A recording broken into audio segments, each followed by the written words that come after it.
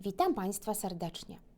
Żeby wyrysować sufit podwieszany dopasowany do istniejącego wykuszu, w pierwszej kolejności za pomocą ścieżki stworzę obrys wewnętrznych ścian w pomieszczeniu. W pasku narzędzi odnajdujemy ikonkę ścieżka i zaczynamy rysować.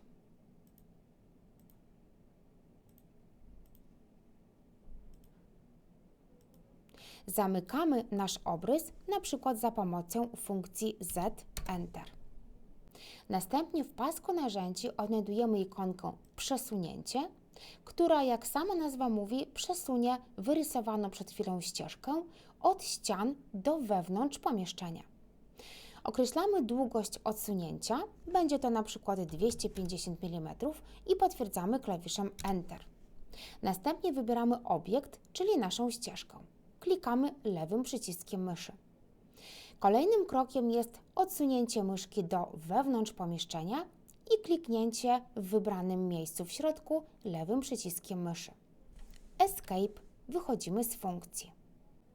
Pierwszą ścieżkę możemy już usunąć, zaznaczamy i za pomocą klawisza Delete usuwamy, a kolejno korzystamy z elementów dowolnych. Zaznaczamy ścieżkę, wybieramy podest, poziom ustawiamy na 2700 mm, wysokość zostawiamy na 100 mm.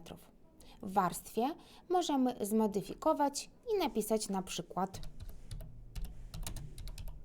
sufit podwieszany. Jeżeli potrzebujemy, zaznaczamy opcję płytek. Rysujemy. Wchodzimy w wizualizację i patrzymy, jak wygląda nasz sufit podwieszany. Możemy przybliżyć.